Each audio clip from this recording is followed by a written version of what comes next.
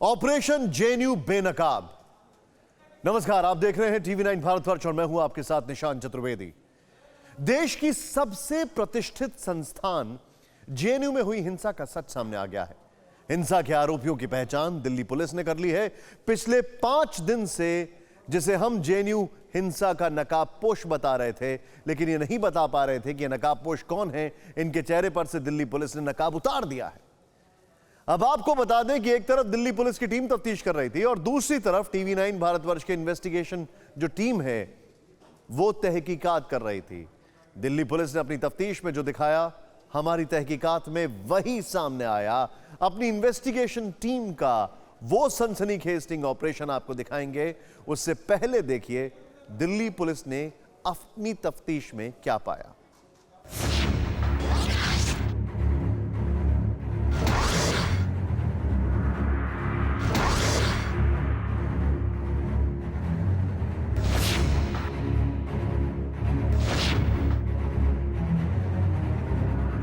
नकाब के पीछे का एक एक चेहरा गौर से देख लीजिए।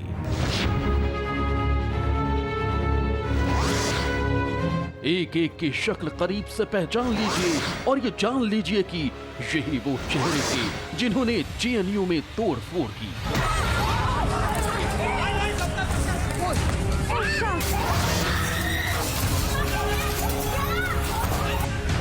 हंगामे के लिए उकसाया, भड़काया और फिर चेहरे पर नकाब लगाकर कैंपस में कोहराम मचाया।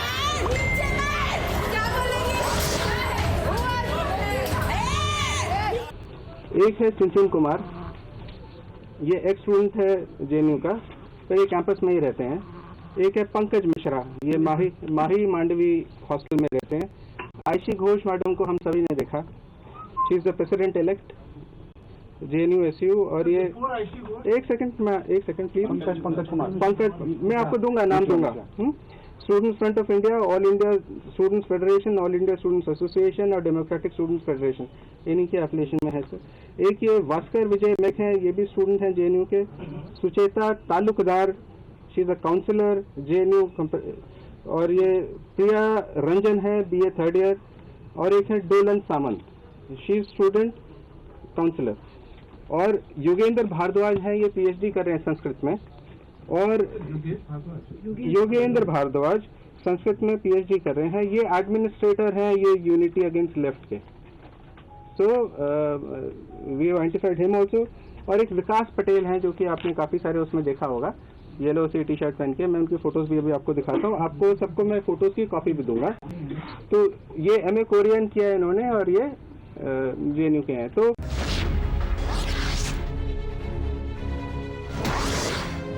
चेहरा क्लियर है, पहचान का पता है।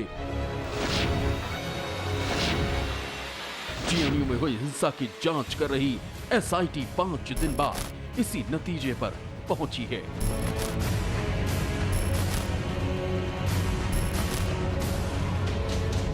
इसलिए जानना जरूरी है कि कौन है वो चेहरे जिन्होंने जेएनयू जैसी संस्था पर हिंसा और उपद्रव का दाग लगाया है।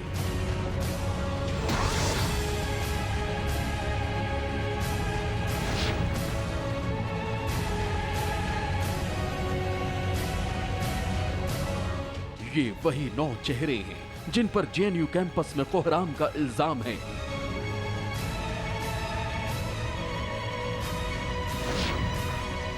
पुलिस के मुताबिक इनमें से कई चेहरे हिंसा के दिन नकाब में छिपे थे, जिनकी पहचान कर ली गई है।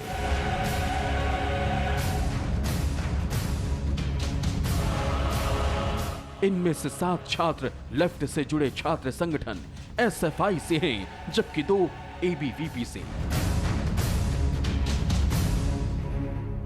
पत्थर फेंकते हुए दिख रहे हैं चुनचुन कुमार। ये है पंकज मिश्रा, ये पंकज, ये सेम फोटो है, आप इसमें देखेंगे पंकज मिश्रा के साइड में ये आयशी घोष मैडम है। ये है Bhaskar Vijay, Sucheta Talukdar in a red dress, Sucheta Talukdar.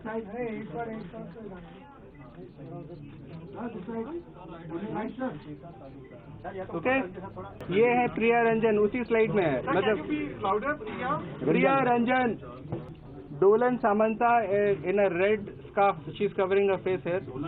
Yes, ये है योगेंद्र भारद्वाज जी, पीएचडी संस्कृत, जो कि एडमिनिस्ट्रेटर एडमिन है ये व्हाट्सएप ग्रुप के। ये है हमारे विकास पटेल, एमए कोरियन।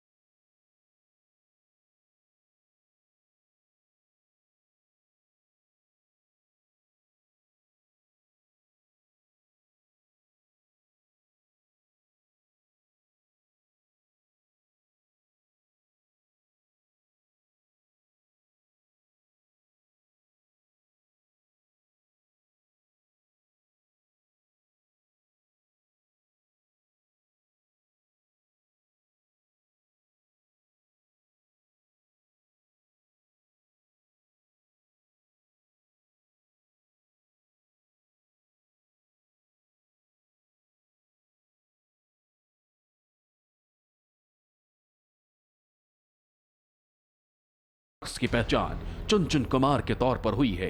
ये जेएनयू का पूर्व छात्र है और जेएनयू कैंपस में ही रहता है।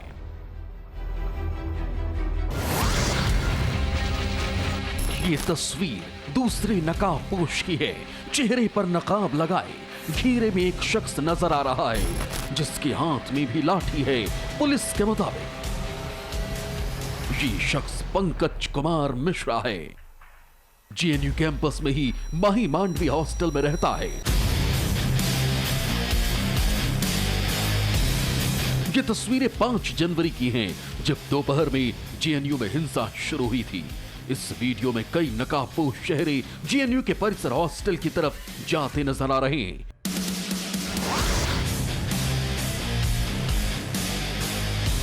पुलिस के मुताबिक इनमें से कई आरोपियों की पहचान की जा चुकी है, जिसमें से एक आयशी घोष है।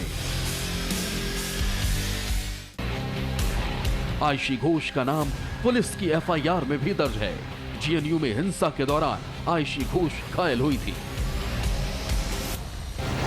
पुलिस की तफ्तीश में नाम और पहचान पुख्ता होने पर आयशी घोष ने क्या कहा, वो भी सुनिए।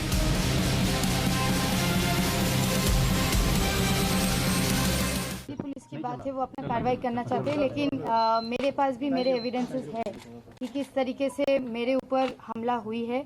और सिर्फ फोटोग्राफ आ जाने से किसी का कोई सस्पेक्ट नहीं हो गया। सिर्फ फोटोग्राफ आ जाने से कोई सस्पेक्ट नहीं हो गया। सस्पेक्ट नहीं होता है। और इस टाइम पे अगर दिल्ली पुलिस को इस बात पे ठंडक मिल जाती है कि मुझे सस्पेक्ट बना के वो पूरा चीज को घुमा देंगे, तो ये गलत है। अगर मैं जानना चाहती हूँ कि कोई भी वीडियो रिलीज हुआ है जहाँ पे मैं रॉड लेते हुए और मास्क पहनते हुए घूम रही हूँ? नहीं। पुलिस का आरोप है, आयशी घोष का इनकार है, लेकिन इतना जरूर है कि कैमरे में तस्वीरें कैद हुई हैं। चुनचुन कुमार, पंकज मिश्रा, आयशी घोष के अलावा 6 और नाम हैं जिनकी पहचान का दावा पुलिस ने किया है।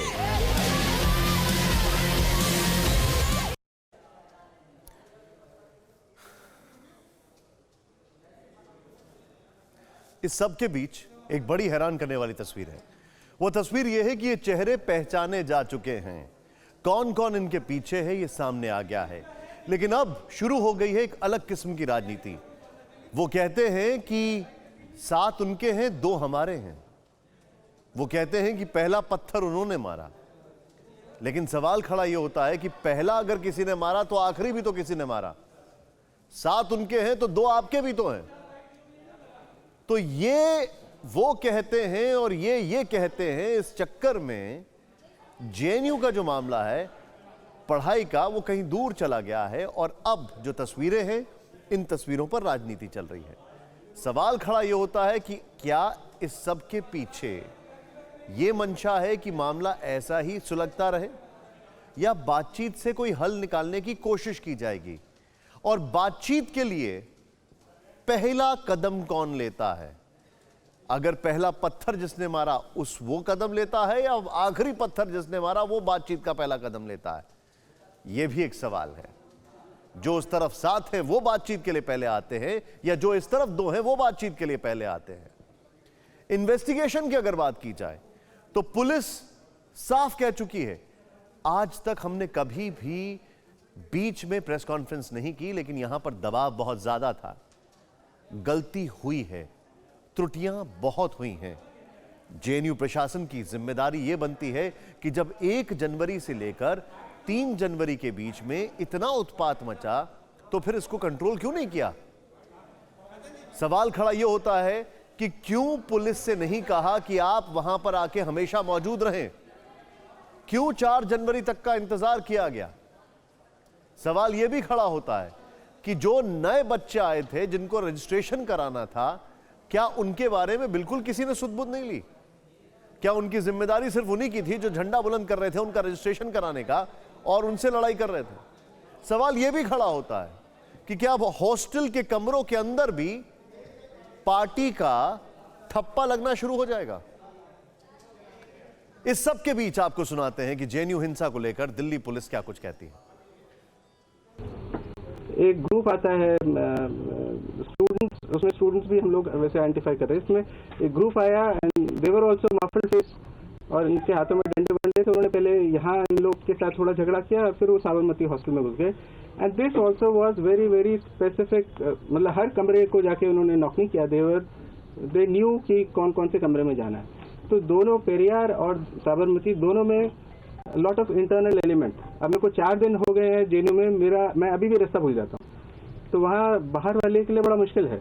It's a huge complex, sprawling complex, और अंदर आप सोचिए 7 बजे का अगर ये टाइम है, 7 बजे वहाँ पे हल्का सा अंधेरा भी हो जाता है और it's very difficult to negotiate yourself. एक तो है सीसीटीवी मुझे मिल जाती तो बहुत ही अच्छा होता, पर सीसीटीवी बड़े वो अनफॉर्चुनेट रहा। जो 3 और 4 तारीख का जो इंसिडेंट हो गया, तो उसमें वो वाईफाई बेस्ड सीसीटीवी है, वो सारे के सारे डिसेबल हो गए हैं, तो I am not able to get CCTV recording. दूसरा तरीका मेरे पास क्या है कि मैं जो वीडियोज इतने सारे या फोटोग्राफ्स वायरल हो रहे हैं उनसे मैं कुछ मदद ले लूं, तो उन्होंने मेरी काफ़ी हेल्प की है। पर अभी तक मैंने जो 30-32 जो मेरे विटनेसेस, लोगों से मैंने बहुत बात किया, पर जो मेरे एक्चुअल विटनेसेस हैं, ये आप देख सकते हैं, ये फोटो आज दिल्ली पुलिस ने जारी किए हैं। सबसे पहले विकास पटेल जो कि MS कोरियन जेएनयू के स्टूडेंट हैं, इनकी फोटो साफ तौर पर हाथ में डंडा लिए देखी जा सकती है। दूसरे योगेंद्र भारद्वाज PhD संस्कृत जेएनयू के स्टूडेंट हैं, इनकी फोटो जारी की, और ये तमाम जितने भी फोटोग्राफ्स हैं, ये जो भी वायरल वीडियो हैं, उनके आधार पर दिल्ली पुलिस ने इकट्ठा किए हैं। तीसरी फोटो आप देख सकते हैं, ये दोलन समता है जिन्होंने अपने चेहरे पर लाल रंग का नकाब ओढ़ा हुआ है, शॉल ओढ़ा हुआ है, और ये school of social science centre of historical studies की स्टूडेंट है। दूसरा ये आप देख सकते हैं, प्रिया रंजन की फोटो जारी की गई है। ये वीडियो हम लगातार TV9 भारतवर्ष पर दिखा रहे थे। ये देखिए, ये भी प्रिया रंजन का भी फोटो इसमें साफ तौर पर दिल्ली पुलिस की तरफ से जारी किया गया है। और सबसे महत्वपूर्ण इसमें आईसी घोष जो कि जेएनयू की प्रेसिडेंट हैं, वो भी साफ तौर पर एक वायरल वीडियो में दिखाई दे रही थी हुड़दंगियों के साथ, जिन्होंने पूरा उपद्रव वहाँ पर किया, चेहरे पर नकाब पहने हुए थे। तो इन तमाम लोगों के जो फोटोग्राफ्स हैं वो दिल्ली पुलिस ने आज जारी कर दिए। सुचेता तालुकदार, इनका भी फोटो जारी किया है, जो SFI की मेंबर है और साथ ही काउंसलर हैं, और इसके अलावा स्कूल ऑफ सोशल साइंस की स्टूडेंट हैं। जारी किए हैं ये आप देख सकते हैं, Pankaj Mishra school of social science SSS के हैं ये, और जेएनयू माही मांडवी हॉस्टल में रहते हैं, और इनके भी हाथ में पत्थर साफ तौर पर देखा जा सकता है। तो ये 9 चेहरे हैं जिन्हें लेकर पुलिस ने पहचान का दावा किया है। 5 जनवरी को जेएनयू में, 3 और 4 जनवरी को भी हंगामा हुआ था। 4 जनवरी को सर्वर रूम में तोड़फोड़ की गई थी, यानी कोई भी सीसीटीवी कैमरा काम नहीं कर रहा था। सवाल यह है कि पुलिस ने किन सबूतों के आधार पर इन चेहरों की पहचान की। सीसीटीवी मुझे मिल जाती तो बहुत ही अच्छा होता, पर सीसीटीवी बड़े वो अनफॉर्चुनेट रहा। जो 3 और 4 तारीख का जो इंसिडेंट हो गया, तो उसमें वो वाईफाई बेस्ड सीसीटीवी है, वो सारे के सारे डिसेबल हो गए हैं, तो I am not able to get CCTV recording. दूसरा तरीका मेरे पास क्या है कि मैं जो वीडियोज इतने सारे या फोटोग्राफ्स वायरल हो रहे हैं उनसे मैं कुछ मदद ले लूं, तो उन्होंने मेरी काफ़ी हेल्प की है। पर अभी तक मैंने जो 30-32 जो मेरे विटनेसेस, लोगों से मैंने बहुत बात किया, पर जो मेरे एक्चुअल विटनेसेस हैं, they have not actually recorded those videos on their phone. तो मेरे को एविडेंस के लिए प्राइमरी एविडेंस चाहिए, जो फ़ोन मिल जाए, आदमी मिल जाए और बोले कि जी ये मेरी रिकॉर्डिंग है। 5 जनवरी के जेएनयू में हिंसा के कई वीडियो वायरल हुए थे, जिनमें तोड़-फोड़ करने वाले ज्यादातर चेहरों पर नकाब था, लेकिन कई चेहरे तो साफ नजर आ रहे थे। पुलिस के मुताबिक जेएनयू में हिंसा के वायरल वीडियो और तस्वीरों की मदद से ही हमलावर की पहचान की गई है और अब सभी को नोटिस भेजे जा रहे हैं। 3 केसेस हैं, तो मेरे पास जो एसआईटी है वो तीनों केसेस को इन्वेस्टिगेट कर रही है।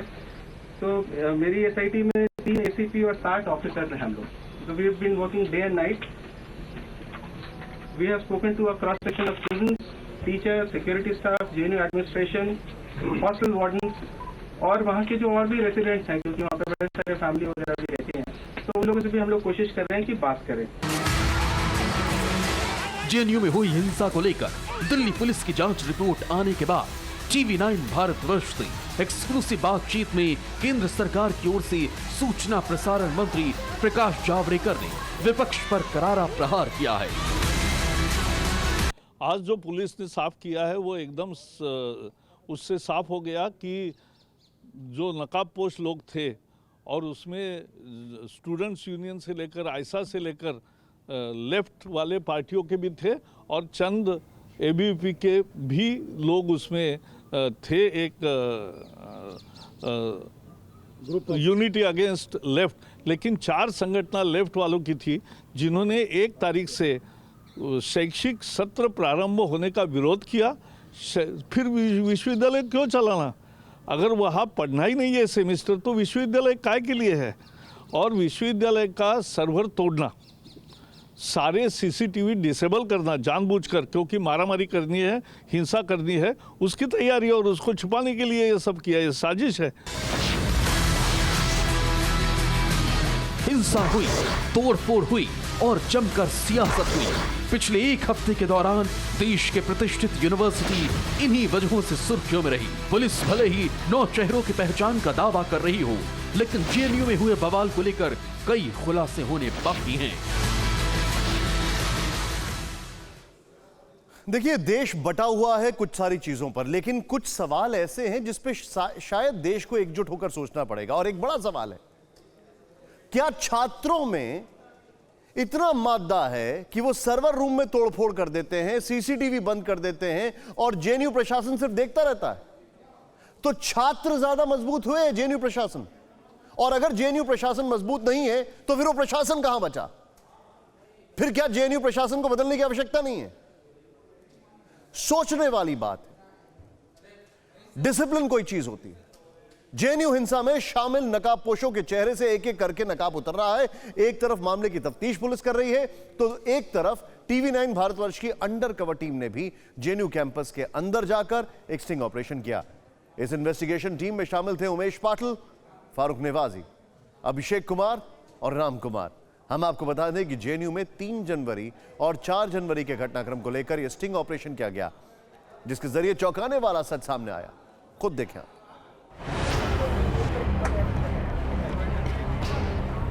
जेएनयू हिंसा की जांच एक तरफ दिल्ली पुलिस की टीम कर ही रही थी, तो दूसरी ओर एक जिम्मेदार चैनल होने के नाते हमारी टीम भी मामले की तहकीकात कर रही थी।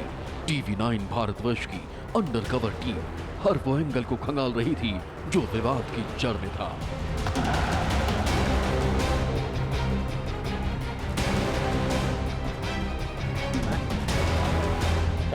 तफ्तीश के दौरान जो सच सामने आया वो सुनकर आप भी चौंक जाएंगे। सुनिए, समझिए जेएनयू के सुरक्षा गार्ड की जुबानी कैंपस के अंदर की कहानी। आखिर कैसे कैंपस को अखाड़े में तब्दील किया गया। अंदर तो वो मैं बता रहा हूँ, अंदर तो चल रहा था। कल मैं जब ड्यूटी ऑफ करके गया था तब मैंने देखा था जो एडमिनिस्ट्रेशन ऑफिस है, एक पार्टी जवाहरलाल नेहरू की मूर्ति है उधर खड़ी थी, एक पार्टी इधर विवेकानंद जी की मूर्ति है उधर खड़ी थी। दोनों पार्टियां मतलब युद्ध के मैदान में तैयार खड़ी थी और दौड़ा के एक उसको मार रहा है, कोई सिंगल पड़ गया तो उसको, एक को हमने खुद बचाया। सब कुछ तहस नहस कराने को आमादा। अभी तो आपने एक हिस्सा ही सुना, दूसरा हिस्सा सुनिए, फिर आपको ये एहसास होगा कौन सा छात्र गुट किस तरह से ज्यादा ताकत का बेजा नुमाइश करता है।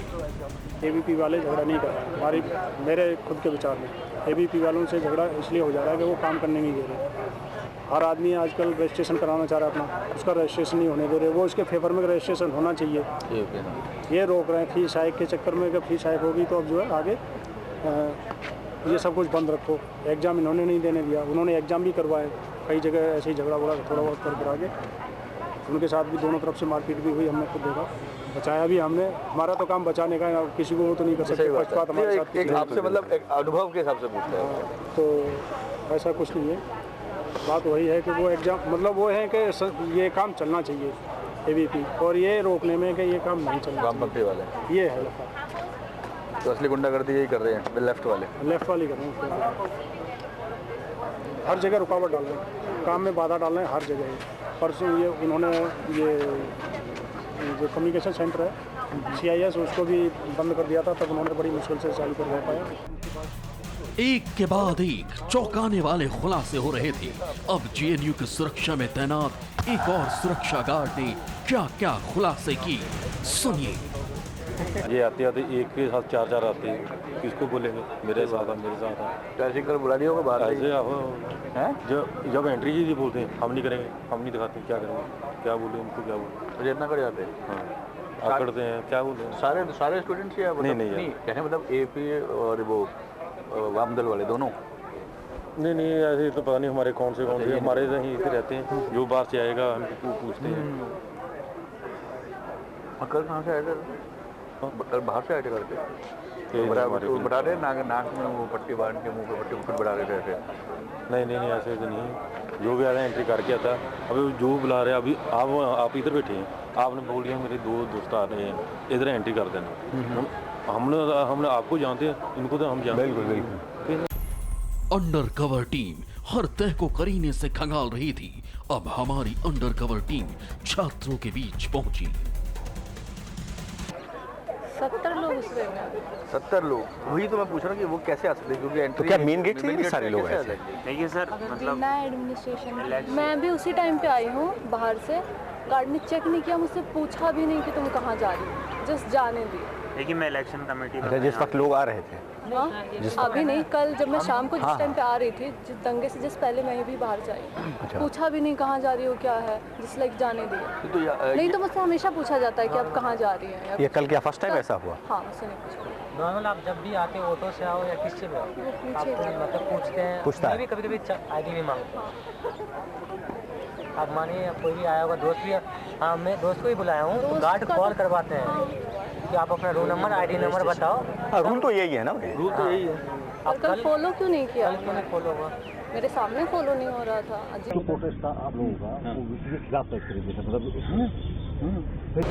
जाहिर है कैंपस में छात्रों का एक गुट नियमों की खुलेआम धज्जियां उड़ा रहा था। हम आपको बता दें, हमारी इन्वेस्टिगेशन 3 और 4 जनवरी के घटनाक्रम को लेकर है। इस 2 दिन के अंदर कैसे जेएनयू कैंपस में सियासी लड़ाई की बड़ी कहानी लिखी जा रही थी, वो सच सामने आ गया है। 5 जनवरी की घटनाक्रम के साथ ही अब पूरे मामले की जांच पुलिस कर रही है। उमेश पाटिल, फारूक निवासी, अभिषेक कुमार के साथ राम कुमार, TV9 भारतवर्ष, दिल्ली।